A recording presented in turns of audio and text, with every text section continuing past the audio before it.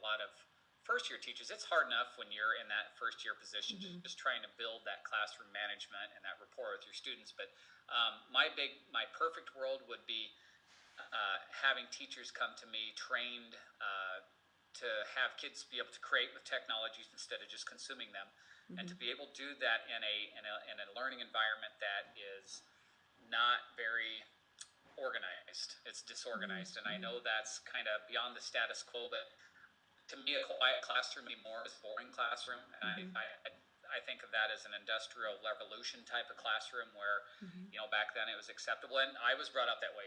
Quiet, work on your homework. Where when it kind of revolutionized my classroom 7 years ago when I had a laptop. I realized, that's not the best way of learning. Is I had to kind of change my pedagogy a little bit to say that's okay not to line everything up in rows in my room and get the desks into groups of 4 or groups. Okay, here's what an engaged classroom, but they're very talkative and they're very active. That's what that's going to look like, and also I would love to have every kid come to me with a Twitter account that they're hooked up with 150 teachers, whether they're going to be 4th grade teachers. I want them following other 4th grade teachers. I want them connected on Google Plus with other like-minded educators so that they have this powerful professional learning network. I think it's a great idea. I love that the sooner we can get devices in students and your students' hands when they come to us, at least they'll have their feet wet. A lot of times, teachers will come to us, I don't even own an iPad. I've never used an iPad before. So I noticed a lot of teacher and student peer pressure happening now at our school with the one-to-one, and you'll see that there as well as kids will come into class and say, well, just put it in your backpack, and then that teacher will eventually get tired of them hearing that, so they'll come to me and say, hey, we need to learn how to use e-backpack.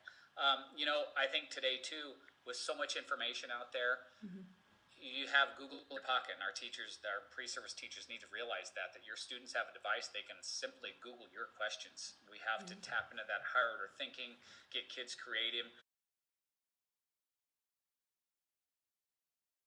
With amongst your staff too, there's going to be some that'll grumble and some that don't want to, but we have to change because these students right now are driving a change in education and just the way that we're being taught. It bothered me when I saw UNK. I'm sorry, I shouldn't mention any other universities, but last week, I think it was on NTV, they had talked about, the professor was very proud of the fact that he was taking away points for students who would use devices in his classrooms.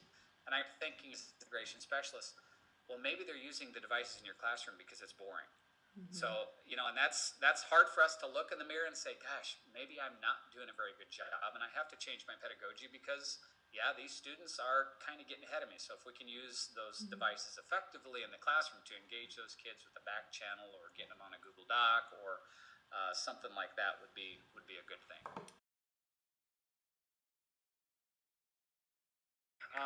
Or the application process, the search process for a job was honestly a lot more difficult than I thought it would be. When I did get the opportunity to get an interview here at Aurora, they're one-to-one with iPads, and so one of the first questions that I got regarding my proficiency with technology was, how proficient am I with the iPad in particular? It wasn't, how proficient am I with Microsoft, Office or PowerPoint or anything like that. They wanted specifics on the iPad and how proficient I was with that. Well, luckily, I was a part of the iPad project. Yeah, and I'd had experience using the iPad, so when it came to that question, I was able to say, yeah, I've used it, and I was able to use it during my student teaching a little bit. So I had not only experience using it, but using it in the classroom and with students. Cool. So that was very nice that I was able to talk about that, and I feel like that was a huge part to getting this position. What does it feel like teaching in a classroom where middle schoolers all have iPads? What is that like?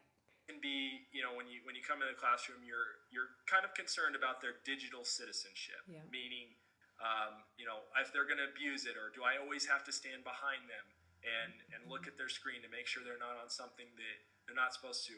My biggest concern was managing the classroom with the iPads. Right. Craig talked a little bit about it feeling disorganized, and that makes me nervous. Does it just feel chaotic, or what does it feel like?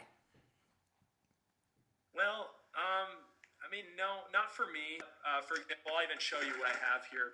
Yeah. I have this little picture here, Yeah. and that tells my students that they can have their iPads out at this time. Now, if I flip this over, okay. Now on the flip side of this, it shows kind of the closed case. So if I go over, I don't even need to tell them, okay, Apple's up or put the iPad away.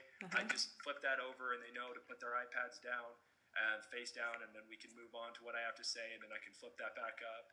Cool. So it's just, it can be if I'm constantly letting them have it out, or if I'm not getting on my feet and walking behind them, seeing what they're on. If I'm sit at the desk teacher, then there's no way I could control that. But occasionally you have to get up. Occasionally have them put the iPad away. But when I first met you in Ed 310, you told me flat out, I'm not a techie person. I don't like technology. I'm an old school history guy. So now Craig, your tech director, is tweeting about you that you're being a leader in this area. What's the change? What kind of caused you to embrace this when it wasn't something you were excited about at first? I would say two things. One, my attitude with it. I knew that if I wanted to be in this field for very long at all, that I must adapt. So I had to completely change my attitude. It's funny because my brother-in-law, who goes to Peru State, he's same field as me, a social science major. He comes to me all the time, and his big thing is, he rolls his eyes, had the same attitude I did. Why do we need technology? Why is it this is just a fluff thing they're pushing on us? It's not something I'm going to use. And I mean, that's exactly how I was. I'm like, old school history teacher. Why can't I just tell my students the information? Well, so first thing was my attitude changed. I knew that if I wanted to find a job, if I wanted to keep a job, that this is whether you like it or not, this is the way that education is changing. Secondly, and probably more importantly, or just as important, would say that the success I had with it. I got in here and I said, okay, I landed my dream job. This is exactly where I wanted to be, the type of school, everything. This was my dream job. So, I'd better start getting on this iPad thing. I'd better start learning ways to do this. So I would use my resources. I'd talk to Craig, my tech coordinator, which I was very fortunate to find, those other resources, Edmodo, even Twitter. I don't have a Twitter, but I can creep on Twitter or lurk or whatever it's called. Still not exactly a techie guy. Yeah. But I had a little success with it, and I realized that how much easier it made my life, and how I can capture their attention so much easier by showing something on their tablet or right in front of them on a screen, or showing a visual representation versus writing it down. I saw that it's going to be a lot more useful for me, easier for me, and better for my students. Today, for example, I gave a test, and I gave part of the test on Edmodo, which is, they took it electronically, and that was multiple choice and matching. And then I had them take a paper pencil part of the test, which was essay. Now, I just had to grade the essay because the app grades the matching and the multiple choice for me. So that's just a perfect example of making my life so much easier. Now I can get those grades out to the students even sooner. So, I mean, having tools like that make my life easier, make me embrace technology. But I just have to take that first step into changing my attitude and, wanting to find that information. Well, we are just really proud of you, Madison, and I'm thankful that you could talk to me at the end of a busy teaching day. And it's just cool that it kind of flipped classroom that you're teaching us as your former teachers. So we just are very thankful. We hope you have a good rest of the week, okay? Well, I appreciated all that you've done and the college has done for me. So anytime I can help, let me know. All right. Thanks, Madison. Have a good night. Thank you. You as well. Yep, bye-bye.